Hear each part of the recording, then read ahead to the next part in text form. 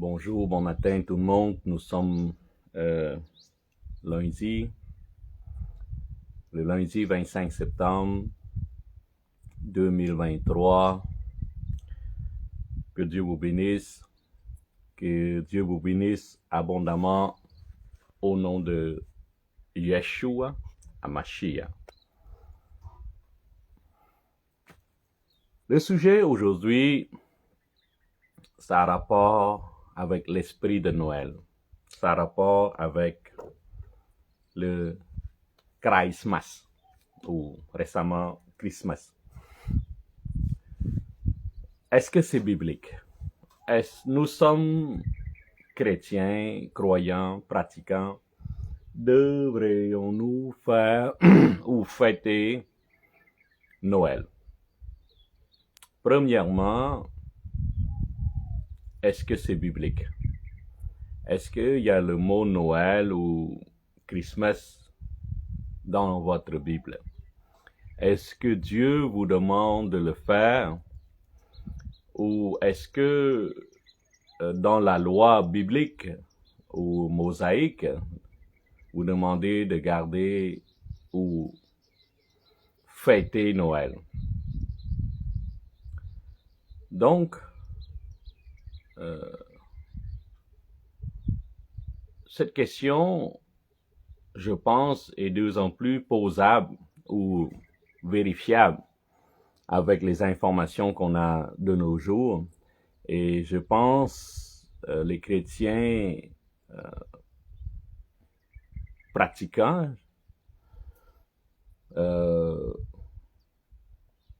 la plupart des gens maintenant connaissent la vérité et ne font plus Noël.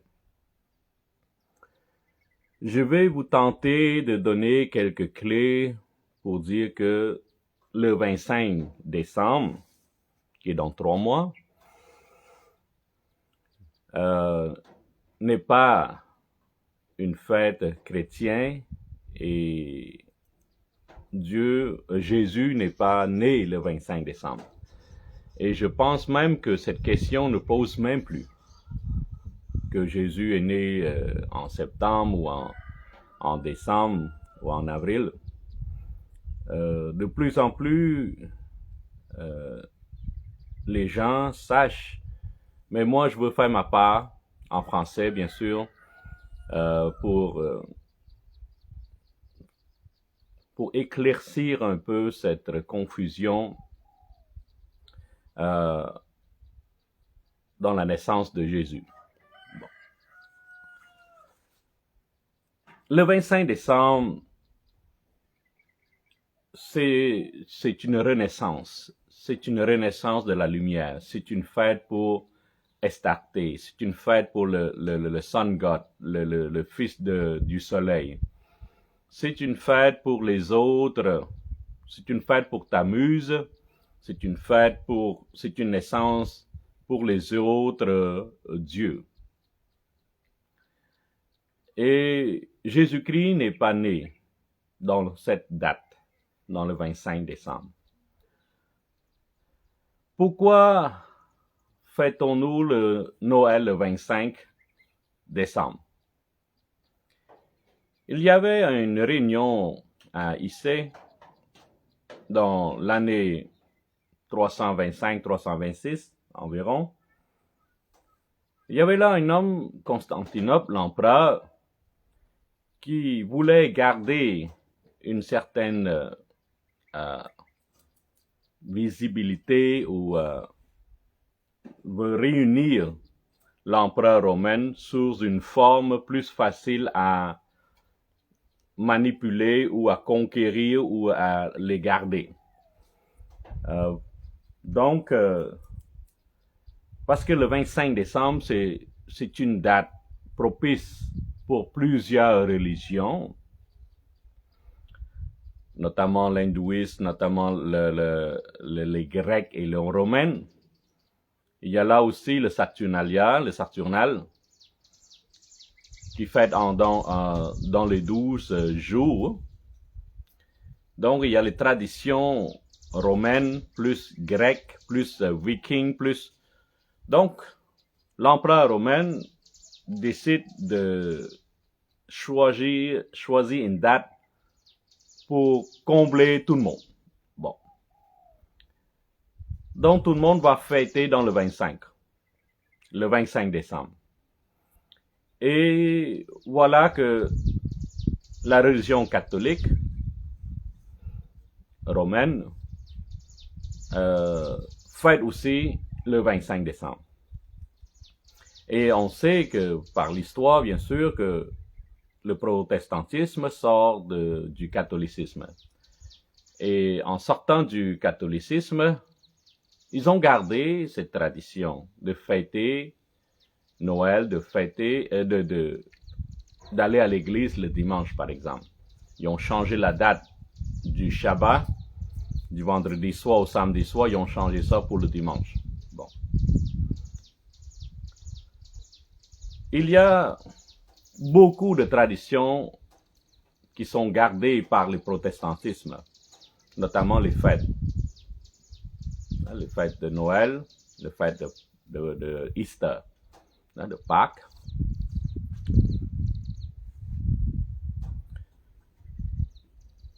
Il faut faire un peu de recherche pour comprendre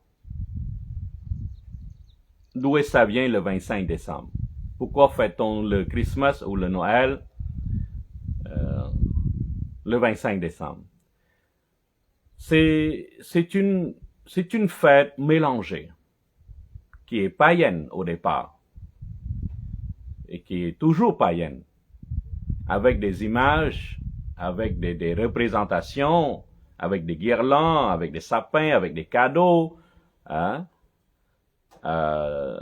Une bouche avec toute la couleur rouge, vert. Bon. Tout est païen. Il n'y a pas une représentation qui est catholique, je veux dire, qui est christianisme. Donc, le sapin, ça ne représente pas la foi chrétienne. Les guirlandes, les cadeaux, non. Aucune image que vous avez dans votre fête de Noël ne représente pas le christianisme. À cause de ce mélange, depuis 326, après notre ère, à cause de Constantinople, il veut réunir tout le terrain territorial. Donc, la culture se mélange, la culture s'intègre et la fête se mélange. Au départ, le nom n'existait pas, Christmas ou Noël. Au départ, c'était une fête ensemble. C'était Christmas. Okay? Mass, ça veut dire la mort. Christ, c'est celui qui est oint. Jésus-Christ, bien sûr. Donc, représente la mort de Jésus-Christ. Il y en a d'autres traductions qui prétendent que Mass, ça veut dire messe, ça veut dire réunion, ça veut dire messie. Bon. Néanmoins, c'est une fausse date pour fêter la naissance de Jésus.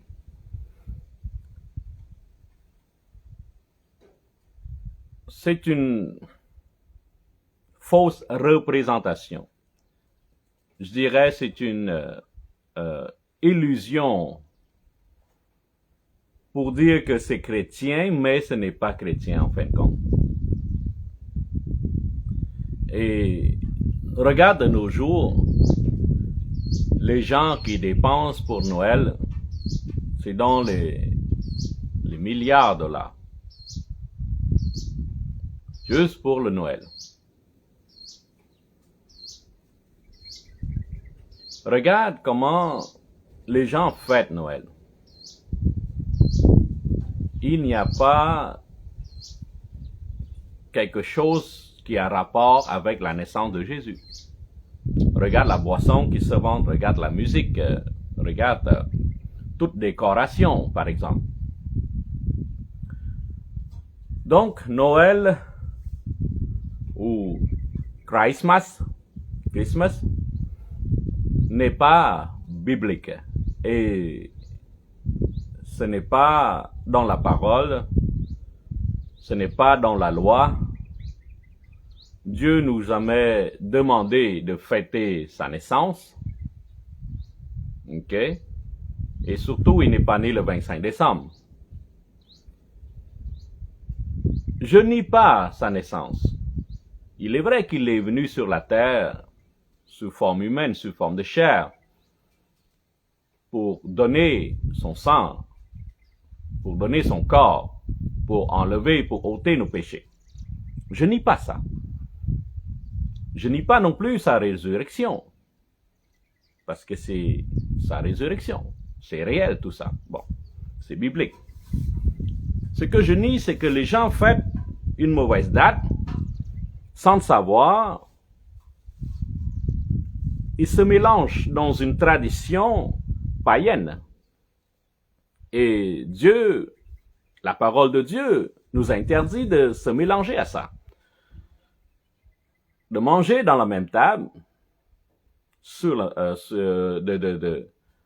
de ne pas mélanger, ne pas servir de maître.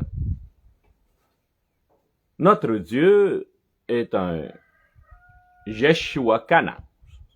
Ça veut dire jaloux. Donc,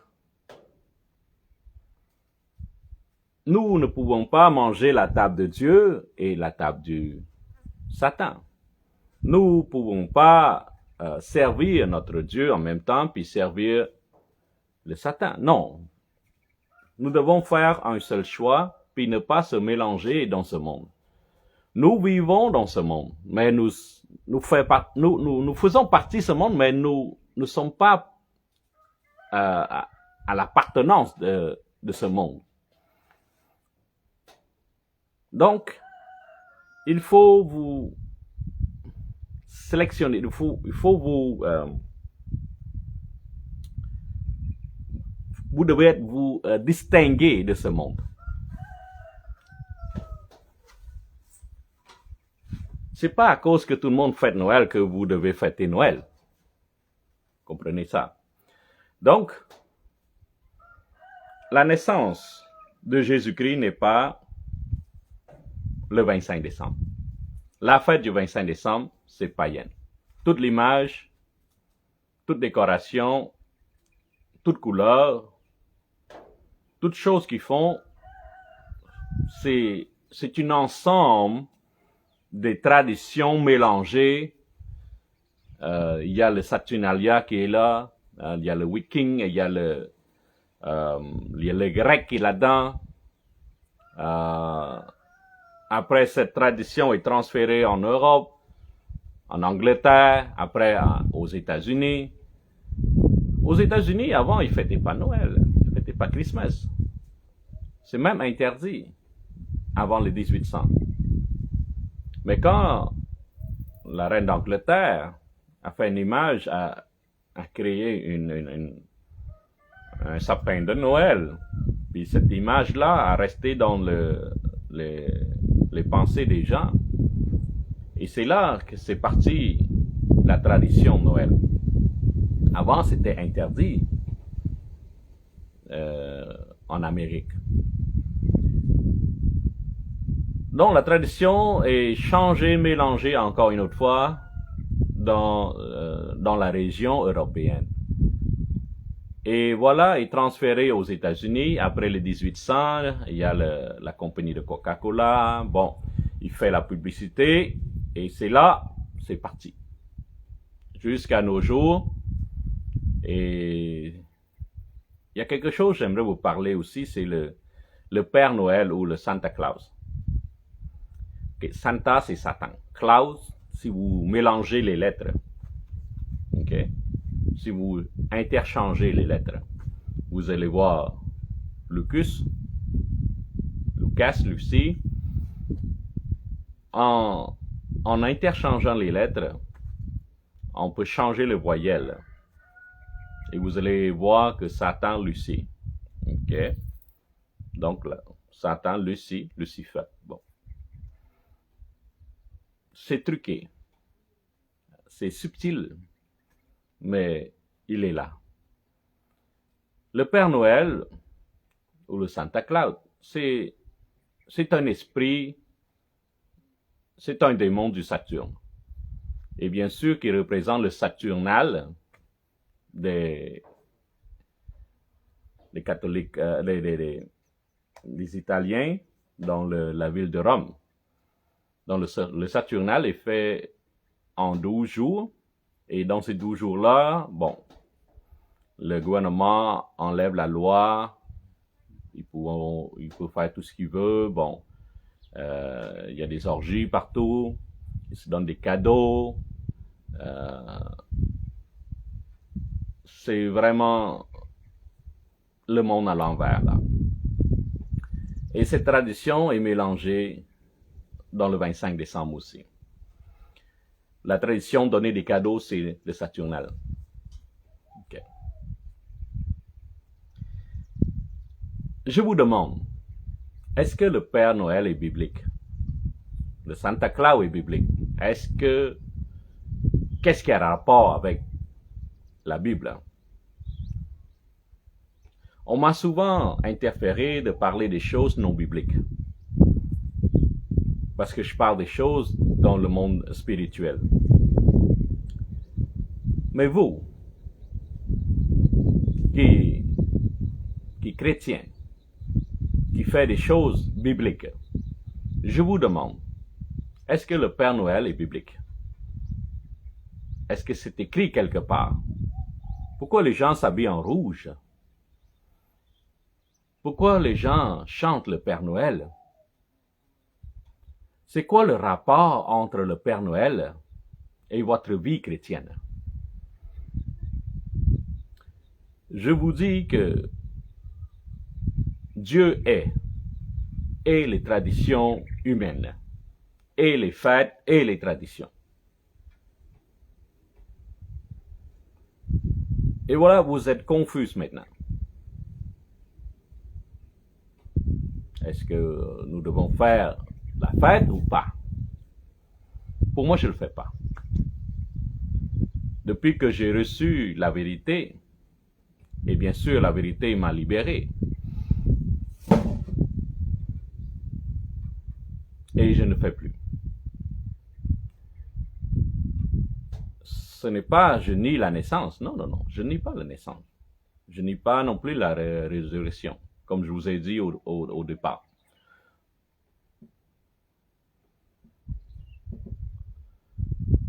Mais la tradition humaine, les gens veulent fêter Noël parce que c'est amusant. Parce que les autres personnes le font, vous le faites, bon. Moi, je ne le fais pas parce que c'est une fête païenne. Et je vais vous prouver que Jésus n'est pas né en décembre. OK? Donc, regarde dans la Bible, si vous avez une, dans le livre de Luc, chapitre 2. On va lire ensemble, bien sûr, et vérifiez vous-même. En ce temps-là, partout, un édit de César Auguste ordonnant un recensement de toute la terre, okay, de tout de son empereur, de tout le royaume. Okay? Donc, si vous voulez connaître la date de la naissance de Jésus, allez chercher des infos, des informations dans l'Italie, à Rome, dans la ville de Rome. Regardez le premier recensement, qui est le nom au César Auguste. Vous allez voir une date. Et c'est là la naissance de Jésus. Donc, la Bible est un récit. Bien sûr, c'est la parole, il y a la parole de Dieu à l'intérieur. Mais ce n'est pas complet. Il faut chercher des informations extra. Mais de nos jours, c'est très simple, c'est très facile. Hein? Avec votre clic, avec votre smartphone, vous allez trouver des informations très rapides. Donc, cherchez, fouillez. Comme l'Écriture nous a dit que frapper, ça va être ouvert. Demandez, ça va être donné. Demandez, ça va être donné. Cherchez, vous allez trouver. Donc, cherchez de tout votre cœur. Demandez de tout votre cœur. Si vous allez seulement à l'église pour 2 heures, dimanche pour 2 heures, et vous cherchez pas à comprendre, cherchez pas à... Vous êtes pas à cœur avec la parole. Vous allez perdre. Vous allez perdre votre identité, vous allez perdre votre vie éternelle. Parce que vous allez vous mélanger dans ce monde. Mon peuple périsse par faute de connaissance. Donc, cherchez la connaissance. Cherchez à comprendre. Ne pas faire partie de ce monde. Si vous faites partie de ce monde, si vous mélangez avec la tradition de ce monde, vous allez être perdu. Donc, Dieu est vraiment strict et très jaloux. OK? Donc, si vous voulez connaître la date, allez voir dans le Rome. Allez voir la date du recensement de César Auguste. Ce premier recensement a eu lieu pendant que Quirinius était gouverneur de Syrie. Allez voir dans le pays de Syrie. Cherchez l'information sur Quirinius. À quelle date qui règne sur Syrie. Vous allez voir une date, une année. C'est là la naissance de Jésus. OK? Tout allait se faire inscrire, chacun dans sa ville. Dans le recensement, je ne pense pas qu'il fait en mois de décembre. Au mois de décembre, c'est froid, c'est humide. Okay? Le terrain n'est pas propice pour le déplacement. C'est boueux, c'est gelé. Donc, il y a des gens qui se déplacent et dans ce temps-là, il n'y avait pas de voiture, hein? Pas de motocyclette, il n'y a rien. Donc, la marche à pied ou l'âne ou le chameau.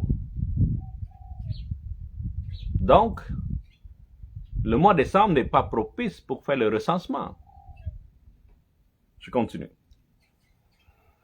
Joseph aussi monta à la Galilée de la ville de Nazareth pour se rendre en Judée, dans la ville de David appelée Bethléem, parce qu'il était de la maison de la famille de David. Donc, Joseph se déplace pour aller dans sa ville et s'inscrire pour le recensement. Afin de se faire s'inscrire avec Marie, sa fiancée, qui était enceinte. Donc, elle n'est pas enceinte à cause de Joseph, à cause du Saint-Esprit. Pendant qu'il était là, le temps de Marie devait accoucher est arrivé. Voyez, donc il y a certaines informations, il est à l'extérieur de la Bible, de votre Bible. Vous devez aller chercher les informations à l'extérieur pour connaître la date, le mois. Et vous allez voir que même dans la Bible donne une certaine clé. Je vais vous montrer ça. Donc, pendant qu'il était là, le temps de Marie devait accoucher est arrivé. Et elle enfanta son fils premier-né. Elle emmaillota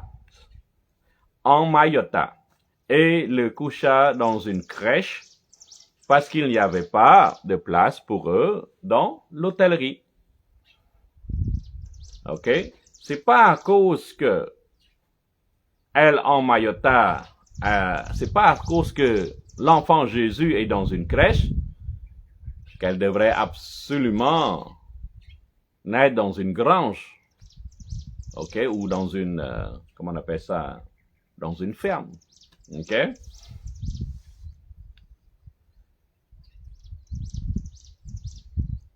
Regarde encore. Donc, elle enfanta son premier-né elle emmaillota et le coucha dans une crèche. Le mot crèche ici, c'est une mangeoire, hein, et c'est pas à cause que c'est une mangeoire qu'elle est absolument dans une ferme ou dans une ranch, comment on appelle ça, dans une ferme ou dans une grange. La crèche ici, c'est symbolique pour différencier entre les autres bébés. Probablement, dans cette période, il va peut-être avoir beaucoup de naissances. Et pour différencier les autres bébés, il y avait Dieu a révélé à Joseph. Oublie pas que Joseph, c'est un charpentier, donc il connaît le bois, il le manipuler, donc probablement Dieu a parlé. Je dis probablement parce que c'est pas biblique, mais c'est pour vous faire comprendre que le mangeoire, c'est pour être différent. C'est pour différencier entre le Messie et les autres bébés. En général, quand les femmes s'accouchent, dans ce temps-là, ou dans notre jour même, on va pas mettre notre bébé dans une crèche ou dans une mangeoire. C'est pas possible. Ok? Donc, c'est juste c'est une révélation pour les bergers, c'est une révélation, c'est pour être différencié des autres bébés. Ok? 8. Il y avait dans cette même contrée des bergers qui passaient dans les champs les veilles de la nuit pour garder les troupeaux. Ça, c'est une clé pour comprendre le temps de la naissance de Jésus. Donc, on sait, Jésus est né pendant le recensement. Ok? Il est né dans un temps où le berger passait le temps dans le champ. La question qu'on se pose, en général, le berger allait paître les brebis, les moutons, les chèvres, en plein jour, n'est-ce pas? Donc, les animaux peuvent manger les gazons, les herbes, bon. Mais la question qu'on doit se poser, pourquoi la nuit? Pourquoi les bergers sortent la nuit? Est-ce qu'ils sont occupés la veille? Est-ce qu'ils n'ont rien à faire ou quoi? Ça, c'est une clé pour comprendre la naissance de Jésus. Au départ, quand on lit, on pose pas de questions, on comprend pas. Mais quand on cherche un petit peu et on demande un petit peu plus au Saint-Esprit, vous allez recevoir une certaine révélation pour comprendre la naissance. Donc, la naissance de Jésus-Christ est née pendant la nuit, quand le berger sortait pour garder les moutons. La question qu'on se pose, pourquoi le berger sort la nuit pour garder les moutons? La réponse, ça va vous étonner. Et en même temps, impressionner. Parce que le mouton donne naissance à des bébés aussi. Donc, il est normal ou il est parallèlement en accord que Jésus est le brebis qui vient ôter le péché du monde. Et il est évident qu'il est né en même temps que la naissance du mouton, que le brebis. Ok? Donc, les moutons donnent naissance une fois par année et c'est au mois de printemps. En avril, fin mars, début avril, selon l'année. Ok? Donc, c'est au mois de Nissan, en hébreu. Et ça tombe dans une fête de Passover. c'est une fête Pâques, mais Passover, c'est une fête que Jésus a demandé à Moïse, que Yeshua a demandé à Moïse de garder. Pourquoi ça tombe là? Parce que dans la fête, on va lire ensemble, ok? Je vais lire doucement. Allez voir dans l'Exode, ok? L'Exode 12.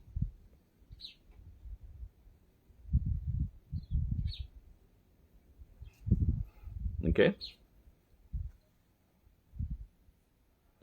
L'Exode 12, on va regarder ensemble, on va comprendre. Donc, gardez en tête que le berger sort pour garder les brebis, pour surveiller les moutons qui donnent la naissance aux bébés moutons.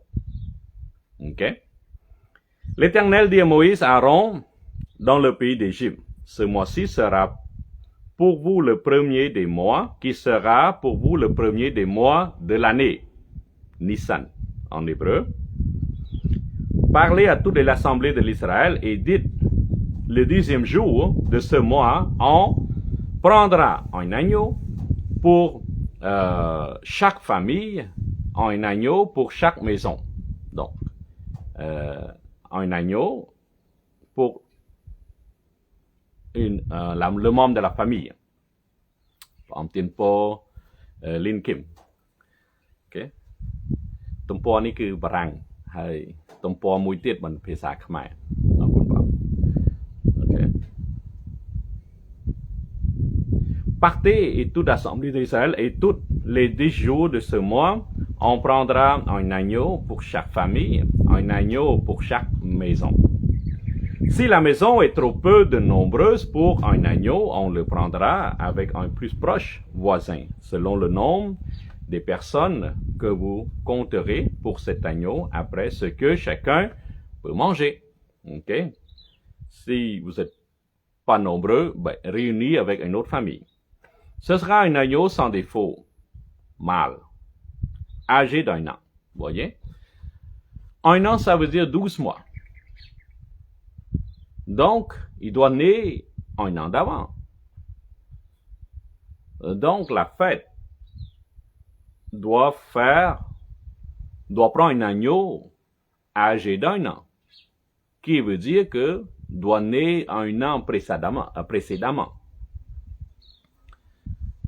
Donc, la naissance de l'agneau coïncide avec la naissance de Jésus-Christ.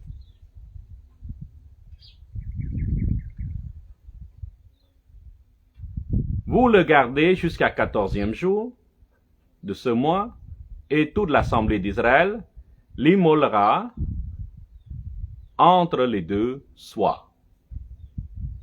Donc, le 14e jour, lors du coucher du soleil, avant le coucher du soleil. Okay? On prendra son sang et on le mettra sous les deux porteaux et sur les linteaux de la porte de la maison où on le mangera. Cette même nuit, on le mangera la chair rôtie au feu, on le mangera avec le pain sans levain et les herbes amères. Revenons à nos moutons. Les bergers sortent. Ils ont sorti pour surveiller les moutons. Parce que les moutons vont donner des naissances. Et quand a-t-il lieu cette naissance de l'agneau? Au mois de Nissan. Fin de mars au début avril. Pourquoi on connaît cette date? Parce que c'est Pâques. Ok? Et donc Dieu est né dans le Passover et il est décédé. Il est mort dans le fête de Passover.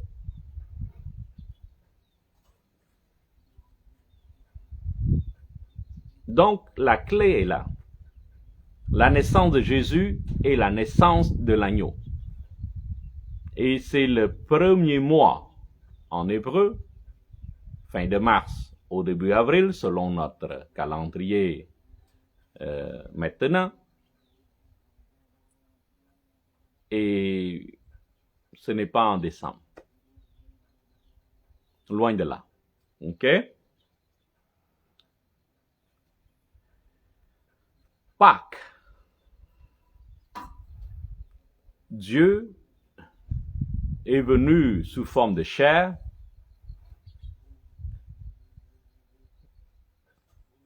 dans le fête de Pâques. Et il est aussi mort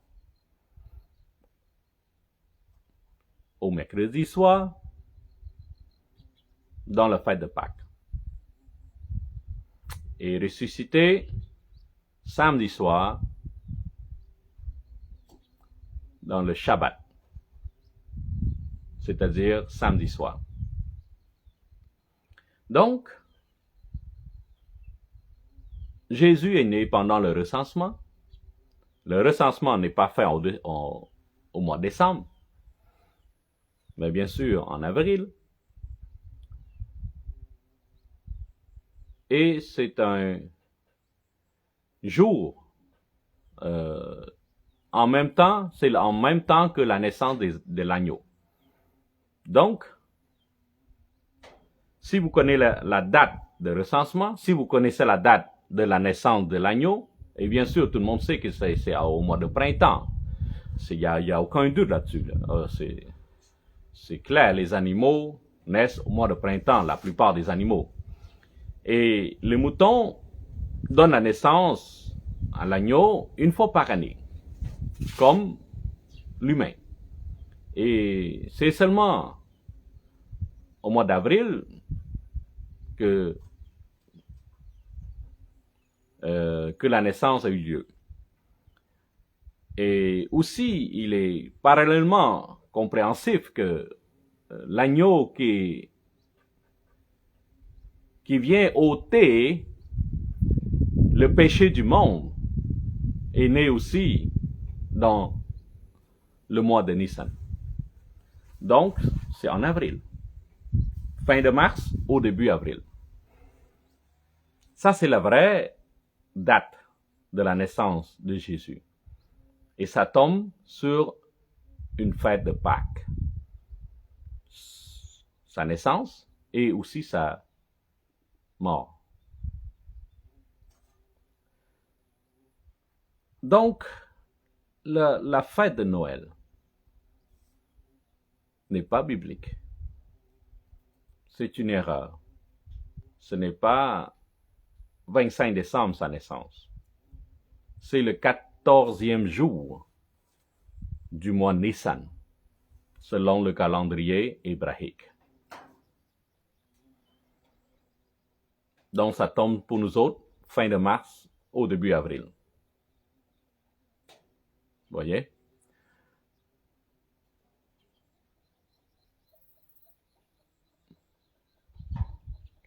Moi, quand j'ai reçu cette révélation, je ne fête plus Noël. Et mes pères spirituels le font encore. Et j'ai rien à dire. J'ai rien à dire. Est-ce que c'est péché fêter Noël? Est-ce que c'est contre? C'est à vous de réfléchir là-dessus. Quand j'ai reçu cette révélation que Jésus-Christ naît le 14e jour du mois Nissan, en avril, fin de mars au début avril, quand j'ai reçu une révélation pour dire que Noël c'est païen, c'est une fête païenne, complètement païen, ben, en tant que croyant, pratiquant, en tant que prophète de Dieu, ben je ne le fais plus. Je ne fais plus. Et les gens qui n'ont pas encore reçu cette révélation, ils continuent à le faire. Parce qu'avant, moi, je le fêtais comme tout le monde. Donc, Parce qu'avant, je ne posais pas de questions. Je vais à l'église, 2-3 heures. Après ça, je lis même pas la Bible. Oui, j'étais croyant, oui, mais pas pratiquant.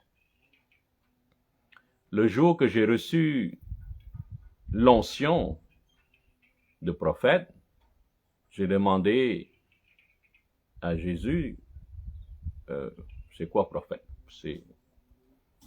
Qu'est-ce que je dois faire en tant que prophète? Ben, la première réponse, c'est de lire la parole au début jusqu'à la fin et apprendre avec le Saint-Esprit, étudier avec le Saint-Esprit la parole de Dieu. Et c'est là que j'ai reçu des révélations, c'est là que j'ai reçu certaines vérités que j'ai pas connues auparavant, et c'est là que je me suis distingué des autres prêcheurs, des autres prophètes. J'ai reçu une Bible en or, la parole de Dieu en or, la vérité. J'ai reçu cette onction. Et oui, il y a des jaloux, oui. Parce que les gens veulent avoir une notion de prophète, de prophétie. Et moi, Dieu m'a donné une notion, la parole des vérités. Et depuis que j'ai reçu cette vérité, et la vérité m'a sauvé, la vérité m'a fait sortir de mon ignorance. Et je connais des choses, je vous révèle des choses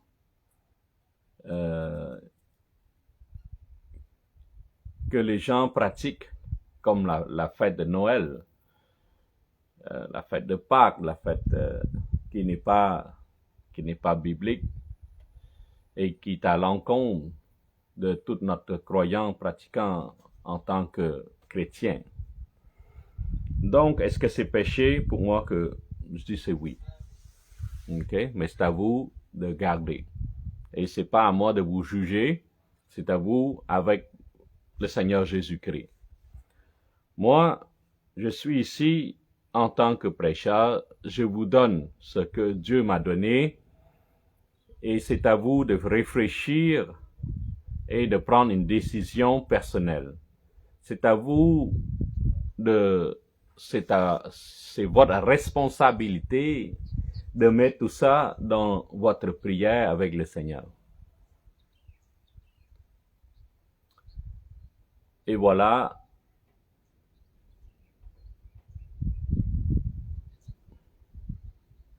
La leçon aujourd'hui.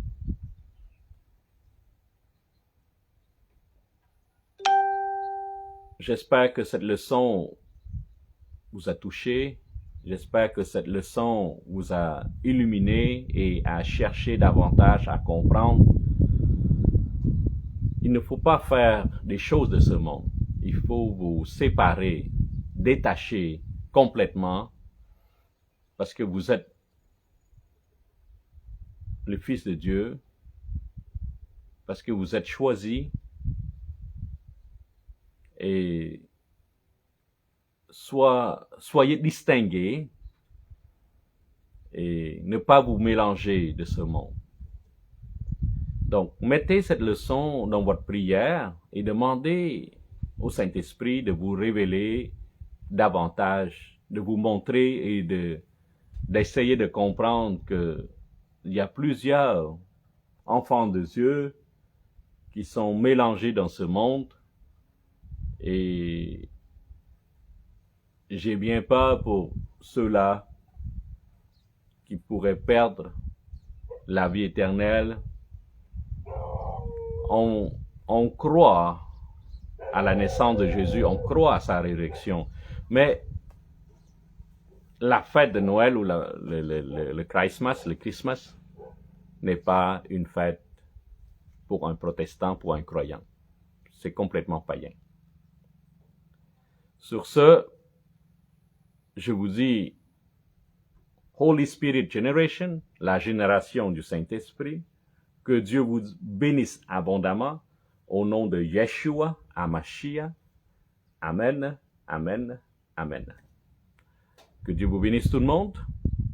Et n'oubliez pas, prier pour votre Père spirituel, pour nous autres ici, dans le champ de bataille, directement, pour que Dieu nous bénisse avec toute la bénédiction, pour que nous puissions avoir la force, le courage d'avancer, d'annoncer de cette bonne nouvelle, partout dans le monde.